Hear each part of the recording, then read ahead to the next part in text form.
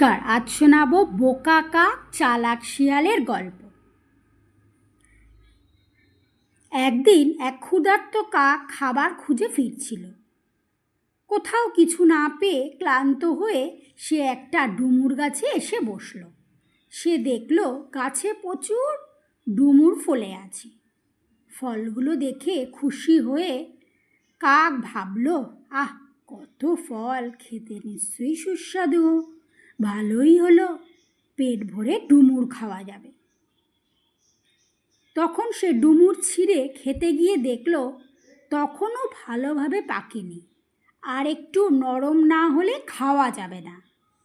দাঁড়কাক ভাবল, হয়তো কিছুক্ষণ অপেক্ষা করলেই হয়তো ফলগুলো পাকবে।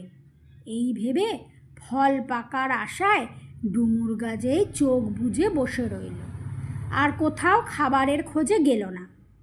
সেই সময় গাছের নিচ দিয়ে যাচ্ছিল এক শিয়াল।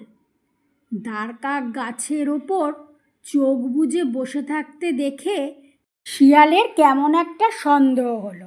সে কাককে ডেকে বলল, বলি, ও ভাই দাঁড়কাক, তুমি ওখানে চুপিচুপ বসে কি করছো? ব্যাপার কি? দাঁড়কাক বলল, ভাই, ডুমুর ফল খাবার আশায় বসে আছি, একটু পরেই ডুমুরগুলো পাকবে, তখন পেট ভরে খাবো। দাঁড়কাকের কথা শুনে শিয়াল হেসে বলল, তুমি দেখছি খুবই চতুর, গাছের ডুমুর পাকবে, সেই পাকা ডুমুর খেয়ে তুমি খিদে মেটাবে, এই আশায় তুমি এখান থেকেই বসে রয়েছ। বলি ভায়া, তোমার সেই আশা কি পূরণ হবে? নীতি কথা, ভবিষ্যতে সুখের আশা করে যারা বর্তমানে নিষ্কর্মা হয়ে বসে থাকে, শেষ পর্যন্ত তাদের নিরাশাই হতে হয়।